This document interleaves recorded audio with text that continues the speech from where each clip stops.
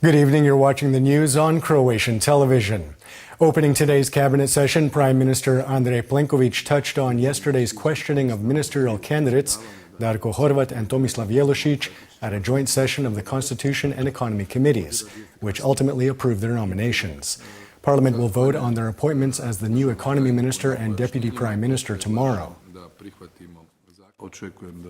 I expect Parliament to vote in favor of their appointment so that in this way we can round out the government and get back to implementing reforms in line with the government's program and the national program, especially in the area of the economy. We are adhering to our schedule for legislative activities that will serve as the framework for what we outlined as a priority, and that is implementing structural reforms, attracting continued investment and continued fiscal consolidation. At today's cabinet session, Finance Minister Zdravko Marić noted that in 2017, budgetary revenues were up by 5% year-on-year, and that expenditures were less than expected. Ahead of the session, he commented on 4 recommendations which the European Commission expects Croatia to adopt over the next 18 months. The recommendations include introducing a property tax and the raising of the retirement age. In a general sense, I think that they are in line with our expectations and what we in government have been asserting.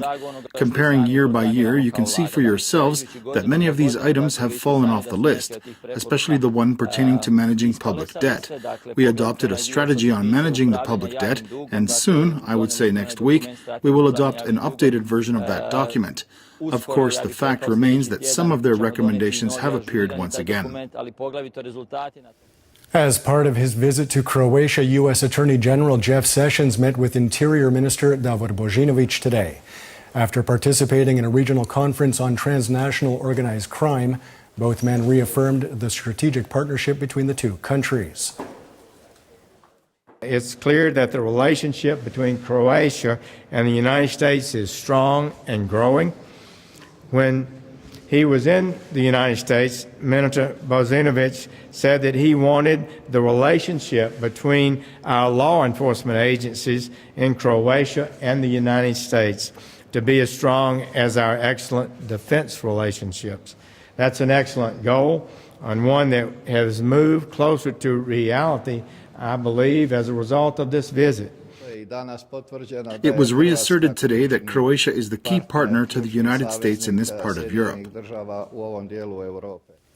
2 SDP MPs, Peđa Grbin and Siniša Hajdaš-Dončić, have reported Prime Minister Andrej Plenković to the Conflict of Interest Commission. They claim that recent emails leaked to the media prove that the Prime Minister had supported the work of the so-called Borg Group in reaping illicit profits from Agrokor's restructuring. The law is very clear. Any ministry preparing a law must form a working group, and if they require any kind of advice, they pay for external consulting. So as far as we are concerned, this is a clear-cut situation. They avoided forming working groups and instead engaged the services of people who were later paid out exclusively by Agrokor. So I repeat, by my account, Lex Agrokor will have dramatic consequences for the Croatian budget. In fact, it already has. MPs today debated a bill on the construction of a floating liquefied natural gas terminal off the island of Krk. Opposition MPs opposed the bill, saying that it runs contrary to environmental standards and fails to provide clear answers about the LNG terminal's cost effectiveness. Are you, as a result of this, in some way a part of the Borg Group? Because the way in which the Lex LNG is being adopted is identical to the way in which Lex Agrokor was adopted. Politicians have agreed that Croatia needs this project, but don't get involved as politicians in how it should be implemented. Let the experts deal with that. We should definitely do everything to protect the environment. That is our responsibility. But we also have a responsibility to ensure our citizens access to cheap energy and a secure supply. Meanwhile, a protest against the adoption of the law on the construction of the LNG terminal was held in front of the Parliament building today. The protesters were joined by some opposition MPs.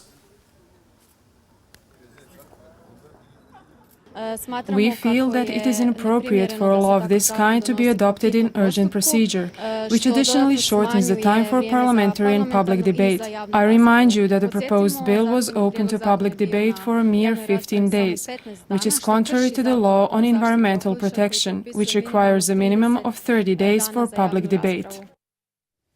And taking a quick look at sports, Cibona Zagreb won the first game of the domestic basketball league final, beating crosstown rivals Cedevita 96-87 in Zagreb tonight. The second game of their best-of-5 series will be played on Sunday.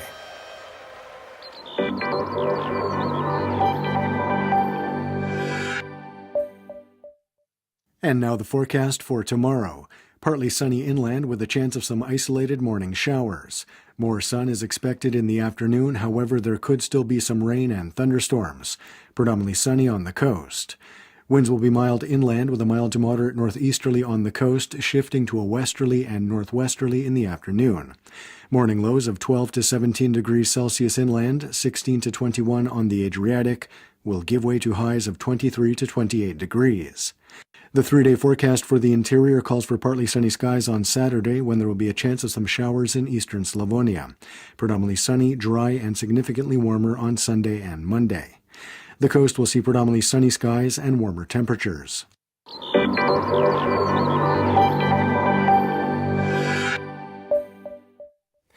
And that wraps up the news. Be sure to join us again tomorrow night.